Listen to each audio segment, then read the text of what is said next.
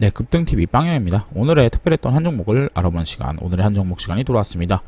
오늘은 먼저 지수를 간단하게 말씀을 드려야 될 것 같은데요. 굉장히 오늘 지수가 좋은 날이었죠. 그래서 지수가 상승을 하고 나서 이 상승에서 꾸준히 지켜주는 모습을 보여줬고요. 일봉으로 보면서 굉장히 좋은 자리로 다시 진입을 했습니다. 5일선과 20일선을 뜨는 자리로 진입을 했고요. 지수가 좋다 보니까 뭐 웬만한 종목들이 다 올랐겠죠. 그래서 이제 제가 뭐 새로운 종목들을 얘기한다기보다는 기존에 있던 종목들이 어떻게 움직이는지에 대해서 한번 말씀드리도록 하겠습니다. 먼저 어제 말씀드렸던 음압병상 테마주들이 오늘 약간의 하락이 있었습니다. 그러면서 우리가 기술적 분석으로 봤을 때 5일선을 이탈했지 않습니까? 그러면서 이제 저는 약간의 손절을 잡으셔야 된다라고 말씀을 드릴 수 있을 것 같고요. 음압병상 및 거리두기 테마주들이 떨어진 이유는 환자가 200명대 이하로, 확진자가 200명대 이하로 빠지면서 이런 일들이 일어났고요. 여전히 음압병상 또는 치료병상이 부족한 것은 맞습니다. 하지만 어떻게 보면은 그 글로벌 지수가 굉장히 좋기도 하고, 또 확진자의 추이가 감소되는 것이 확인되면서 이러한 어떤 그 모멘텀이 사라지면서 약간 하락이 나왔고요. 다만 아직까지도 환자들이 뭐 100명대로 떨어지는 건 아니기 때문에 아직까지 한 번의 기술적 반등은 한번 줄 수 있다라고 볼 수 있습니다. 다만 여러분들이 제가 말씀드렸던 이 포인트들 5일선을 회복하지 못하거나 이런 갭자리를 내일 지키지 못한다면 뭐 손절을 하셔야 된다는 부분 체크를 하셔야 되겠고요. GH 신소재 같은 경우에도 제가 말씀드렸던 이 라인을 다시 왔습니다. 내일 만약에 하락으로 시작한다면 손절을 하셔야 되겠고, 상승으로 추세가 턴다면 조금 더 홀딩해볼 그런 것들이 있을 것 같습니다. 또 어제 제가 말씀드렸던 종목들 간단하게 커버업을 해드리자면요. 아침 유바이로스가 좀 올랐습니다. 뭐 백신 관련 뉴스로 인해서 올랐고요. 뭐 말씀드렸지만 차트를 만드는 중입니다. 사실 이런 종목들은. 왜냐면 우리가 오늘 백신이 11월 초까지 백신이 완성된다 이런 얘기 나오겠죠. 백신이 완성이 빨리 되면 될수록 어차피 CMO 업체들이나 이런 백신 관련주들이 마지막 불뿜기를 할 수밖에 없습니다. 그렇기 때문에 이런 유바이러스 같은 종목들 같은 경우에 이렇게 차트를 쌍바닥 만들어주면서 슈팅하는 차트를 만들어줬고요. 물론 내일 뭐 바로 이렇게 나오진 않겠죠. 뭐 좀 왜냐면 워낙 지수도 좋고 또 많이 올랐으니까 좀 바로 날아가는 건 좀 힘들지 않나 싶습니다. 뭐 이런 식으로 날아가겠습니다. 또 레고캠바이오 같은 경우에는 별다른 뉴스 없이 조용히 흘러갔고요. 뭐 5일선 잘 지켜준다 이런 것만으로도 충분히 괜찮은 종목이다 라고 보시면 될 것 같네요. 자, 오늘 사실 제가 말씀드리고 싶은 종목들은 워낙 지수가 좋았지만 그 안에서도 좀 독특했던 종목들 두 가지 한번 알아보도록 하겠습니다. 먼저 진양제약에 대해서 말씀을 드리려고 하는데, 오늘 퍼스트 클래스에 나갔던 종목이죠. 요 종목은 오늘 스테로이드 테마로 인해서 슈팅이 나왔습니다. WHO에서 스테로이드 제제를 사용하는 것이 굉장히 값싸고 효과가 있다라고 말을 하면서 관련주들이 올랐고요. 원래 덱사메타손이 대표적이지만 스테로이드 제제들이 워낙 많기 때문에 그리고 또 덱사메타손 테마가 뭐였죠? 영진약품이었죠. 그래서 영진약품이 급등을 하고 조정을 받기 때문에 이제 그거에서 이제 좀 밀려난 이제 좀 다른 종류의 스테로이드 제제 테마들이 올랐습니다. 그래서 서울제약이 오늘 상한가를 갔고요. 뭐 이건 뭐 아침부터 확 말아버려서 뭐 거의 접근을 못 하셨을 텐데, 좀 독특한 사례가 있어요. 우리가 이 진양제약 같은 경우에는 사실 재료는 굉장히 약합니다. 하지만 차트가 굉장히 좋다. 그래서 저는 차트충이니까 또 차트를 어느 정도 봐야 되니까 요 종목을 한번 눈여겨보실 것을 보여드리겠고요. 오른 이유는 아더반 크림이라는 아토피 크림 때문입니다. 뭐 원래 그 스테로이드 제제는 보통 아토피에 많이 쓰여요. 그런데 얘 같은 경우에는 사실 서울제약의 경우에는 먹는 약이죠. 서울제약은 먹는 아토피 스테로이드 제제인데, 진양제약 같은 경우에는 이거 바르는 치료제란 말이에요. 그렇다면 못 먹는데 뭐 코에다 바르는 것도 아니고 의미가 없죠. 하지만 올렸다 이런 부분이 좀 중요하게 보고요. 사실 지금 시장에서는 아시다시피 유동성을 이용한 세력들의 그 급등시키는 그런 것들이 있습니다. 과거에 비슷한 사례가 신일제약이라고 볼 수 있죠. 신일제약 바닥에서 대략 10배가 오르면서 12배 정도 오르면서 이제 끝을 내고 다시 이제 2차 반등이 나오고 있는데, 이런 종목들 보시면 이 신일제약이 실제로 실체가 있느냐, 뭐 물론 만들긴 하겠지만 이 기업이 많이 오를 땐 6천억까지 갔었는데 6천억을 받을 만한 가치가 있느냐는 좀 다르다는 문제입니다. 이 역시 어떻게 보면은 이 유동성을 이용한 급격한 버블을 만드는 모습을 보여줄 수 있고요. 그렇기 때문에 진양제약을 저는 보고 있습니다. 서울제약도 괜찮습니다. 서울제약이나 진양제약이나 저는 비슷하다고 보는데, 그런 이유는 일단 이 종목들이 시총이 쌉니다. 서울제약 오늘 오르기 전에, 상한가 가기 전에 900억 정도밖에 안 했고요. 진양제약도 역시나 900억 초반이었습니다. 이런 종목들이 신일제약 같은 경우에도 이때 스타팅 포인트가 대략 600억 수준이었습니다. 그렇기 때문에 이런 종목들 같은 경우에는 정말 유동성이 제대로 붙는다면은 급등을 보여주는 모습을 보여줄 것이라고 보고 있고요. 물론 100%는 아니기 때문에 여러분들이 항상 손절을 꼭 달고 가셔야 되겠고요. 그 중에서도 제가 진양제약을 말씀드려본 이유는 어떻게 보면은 차트가 굉장히 좋습니다. 연봉 차트를 보았을 때 과거 20년 동안 최고점이 11,700원이었습니다. 11,700원이었는데 지금 만원이 갔죠. 그렇다면 내일 갭을 떠서 한 15% 또는 20% 정도 뜬다면 역사적 신고가로 진입이 되는 종목이겠고요. 또 이런 종목들 같은 경우에는 뭐 오늘 들어가신 분들에 한해서 손절이 굉장히 편합니다. 내일 갭 떴죠. 내일 갭 떴는데 어디까지 빠지면 손절하냐? 만원까지 빠지면 그냥 손절하면 됩니다.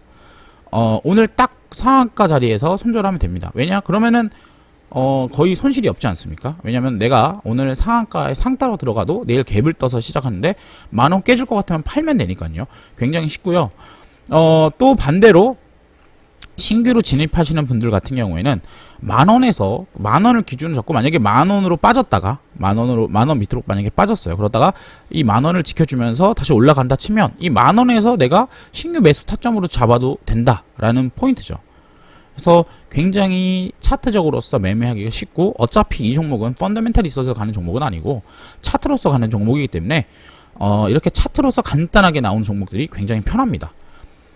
그에 반해서 제가 서울제약을 말씀드리면, 서울제약 같은 경우에는 내일 갭이 떠도 물론 신고가겠죠. 하지만 연봉으로 봤을 때는 아직까지도 2배나 더 올라야 됩니다. 물론 이 종목의 테마가 더 세다면 얘가 더 가긴 하겠지만, 일단은 저는 서울제약과 진양제약 둘 다 한번 매매 관점으로서 보셔라 라고 말씀드리고 싶네요. 또 두 번째로 금양이라는 종목인데요.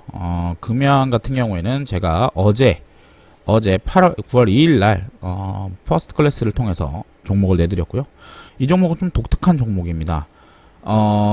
시총 부분을 떠나서 이 종목이 가지고 있는 재료가 두 가지가 있는데요.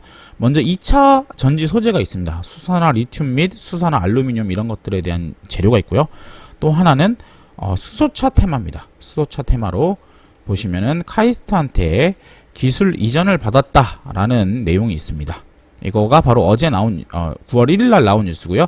그래서 제가 이 9월 1일 날 나온 뉴스를 저녁에 나왔기 때문에 제가 어제 말씀을 드렸던 것입니다. 만약에 이 종목이 지금 아시다시피 금양이 오늘 왜 올랐는지 정확하게 모르시는 분들이 많이 찾아보실 텐데, 뭐 블로그 같은 곳에서 잘 정리가 되어 있습니다. 뭐 이런 수산화 리튬이나 이런 양극재들이 2차 전지에 쓰일 수 있다라는 어떤 희망적인 메시지죠. 하지만 제가 좀 애매한 부분이 있습니다. 이 부분은 지금 이 종목이 IR 자료라든지 또는 사업보고서 내에서 이런 내용들을 정확하게 찾기가 쉽지가 않다라는 부분이 좀 있네요. 이런 부분이, 왜냐면 수소차 테마 같은 경우에는 일단은 한다고 했으니까 확인이 되는데, 2차 전지 소재 같은 경우에는 뭐 별다른 뉴스가 없고 카더라 또는 과거 IR 자료를 가지고 나와서 얘기를 하는데요. 사실 이 IR 자료를 찾기가 어려워요. 예. IR 자료를 찾아보는데 나오지가 않아요. 나오지가 않는데, 만약에 이게 진짜라면은 제 가정은 진짜라고 봤을 때입니다. 진짜라고 봤을 때 실제로 2차전지 사업을 하고 있고, 또 이게 LG화학이나 다른 업체들과의 계약이 돼 있고, 또 수소차까지 테마가 낀다면 이 종목의 밸류는 굉장히 달라질 수 있다. 지금과는 달라질 수 있다. 지금은 오늘 22%로 올라서 2,500억 정도 되는 시가총액이지만 굉장히 더 올라갈 수 있다라는 포인트가 있습니다. 어떤 포인트냐면, 우리가 지금 우리나라 2차전지 첨가제 관련주들이 나노신소재와 대주전자재료가 가장 대표적인데요.